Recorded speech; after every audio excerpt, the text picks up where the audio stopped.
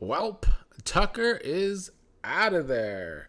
And I can't say I'm surprised after his display over the past few days, really the past 2 weeks.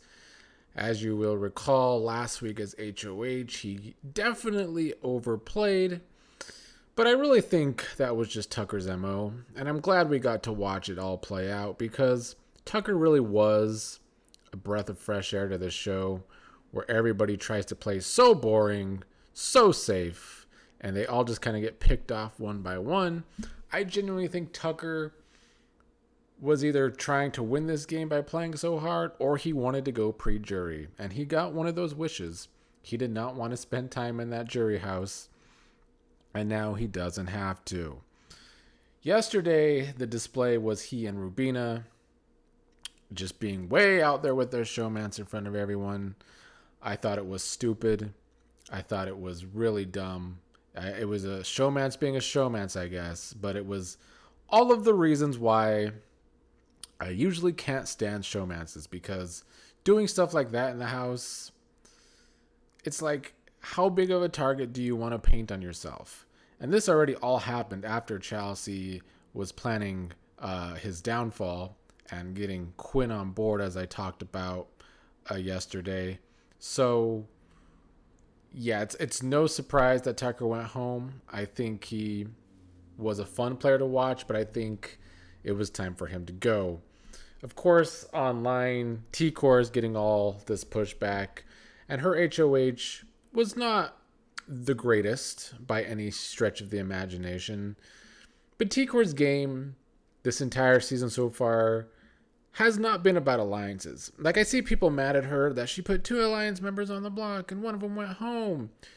T-Core did not give a single shit about the 6th Avenue Alliance. T-Core doesn't care about any of these alliances. At one point a couple weeks ago, T-Core was talking about how she's sick of making alliances. People were mad at her for that too, by the way, when that happened. But she was hella accurate because none of these alliances have meant anything. People in these alliances, they're going in and out of alliances. They're adding all of these variants where it's kind of the same alliance, but we're adding others, people. These alliances don't mean anything. And that's great for the game because, as we know the history of the show, the big alliances, the big boring alliances that I hate, it's good to see someone who is so anti-alliance like T-Core. But I do think T-Core's game, it's definitely not good in the short term, or it's harder in the short term, because I do think there's a possibility of her going on the block the next 2 weeks. I do think being HOH, like usual, grew her target from what it was a couple weeks ago. But I think her long-term game would tuck her out, as we actually saw at the end of the episode, her talking about how it was good for a game, is true. I think long-term, if T-Core can survive the next couple weeks, she has ways to the end. She's in this, seen as this threesome with her, Rubina, and Chemo, and there are people that would probably try and go after that threesome, although I think Cam is the only one that might try and take a direct shot. Maybe Angela and MJ as well. I don't think Chelsea would take that shot at T-Core like some people seem to want to happen. I think Chelsea wouldn't do it. It would not be good for Chelsea's game. And Chelsea is the most logical person in that house. T-Core saved her this week. I think Chelsea would return the favor. I think if Chelsea wouldn't return the favor, I think it's dumb. I think that is a connection in the house that you still want to use going forward. And I think Chelsea is smart enough to realize that. Cam has every reason to put up T-Core, though. And, of course, that threesome. But I don't know where Leah stands. I don't know where Joseph stands. I think Joseph is in just as in much trouble as T-Core and Chemo might be if some of these people win HOH. Quinn would be the wild card. And obviously I'm recording this before we find out who the next HOH is. Like usual, that's what I discuss on Fridays. But yeah, Joseph, I think his game has amounted to literally nothing. Joseph has had no game.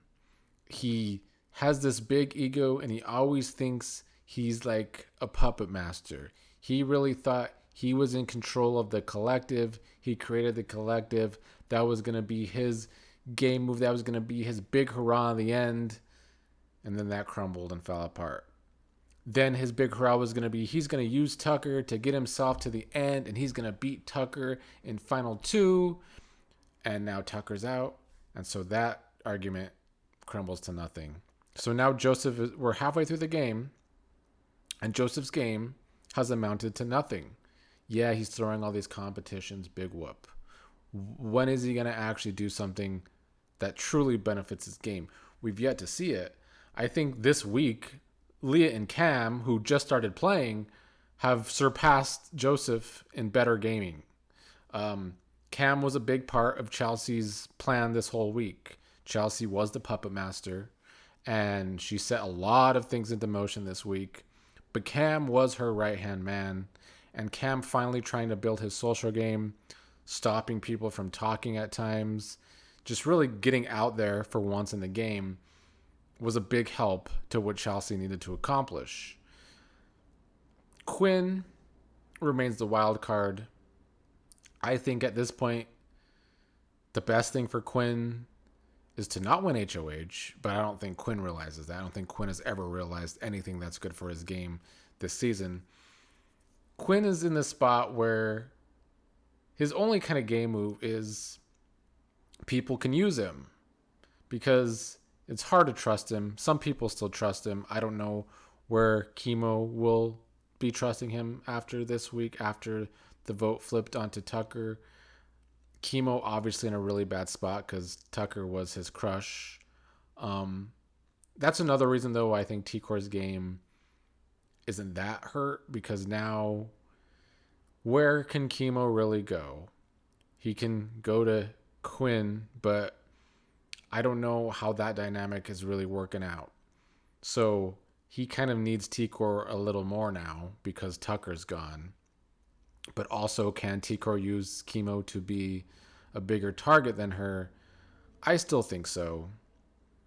But yeah, back to Quinn. I think he shouldn't win HOH because I don't know what he can do. Obviously, I would assume Angela would be his main target.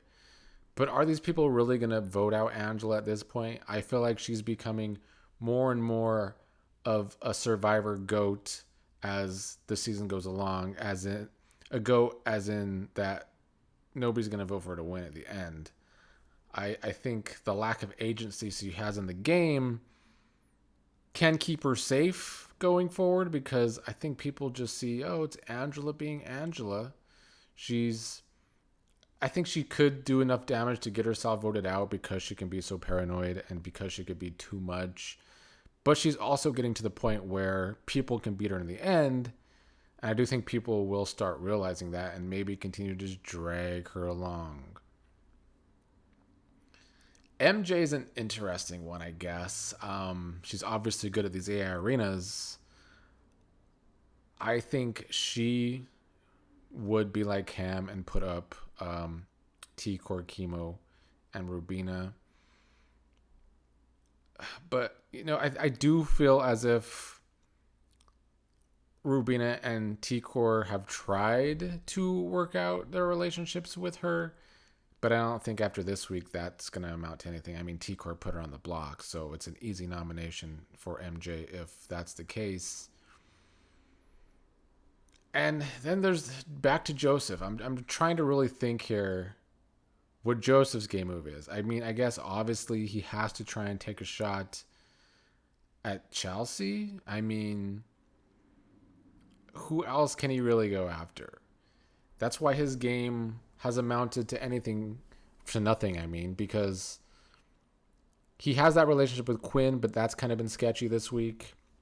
He lost his biggest ally in Tucker.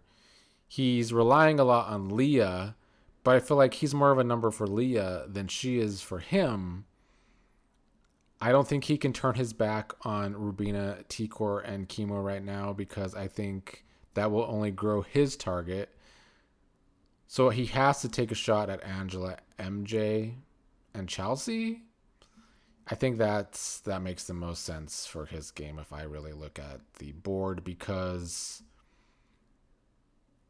he doesn't want to. Well, I think that he shouldn't make a move that would grow his target, and his target's kind of slowly growing bigger and bigger. It has only been Joseph, Tikor, and Leah that haven't been nominated, which is a big feat when you think about that. There's 3 nominations every week with the possibility of a renom. So I guess that speaks to their social game, and maybe that does speak to Joseph, throwing these competitions and not seeming like a big threat to put up on the block. So I guess I'll give him a little props for that. Maybe his throwing competitions is working for that. But I do think his target has grown. I mean, especially just the last 2 weeks alone. But yeah, as usual, we got to see who wins HOH. I do think Tucker going home has busted this game wide open. I think obviously Chelsea remains the biggest strategic threat in that game. She's just so logical, and I love to watch it play out. She is the perfect type of manipulator where she really does kind of sit back and let other people do her bidding. I really love that kind of stuff. So I think she will remain dangerous, but I do think that she obviously will still have a target, especially as long as Joseph's in that house. I do think he's the only one that really thinks about that Chelsea should go sooner than later. But will she? I don't know. We'll see who wins HOH. I'm very interested to see how this next week goes, because with Tucker out, it puts more people in trouble. The big target is gone, and I think more people are going to have to rely now on their social game and their strategic game instead of just these competitions going forward. I think Tucker going home shows that you just can't rely on comps. So, maybe MJ is going to have to grow a few more brain cells. We saw she grew a few more brain cells this week. She's still a mess with wrong conspiracy theories. But if she can continue to grow like a brain cell every week, maybe at some point she will actually have a chance to win this game. I mean, I think she'd be a bad winner still. Not as bad as Quinn. Quinn would be the worst winner. He's the only person I don't want to see win, because then we just have back-to-back terrible winners from Jag to Quinn. But other than that, I think I'm interested to see how everyone else plays going forward. Tucker going, yeah, we lose a very entertaining character who played hard, who brought a lot of energy to the season, and I appreciate it very much.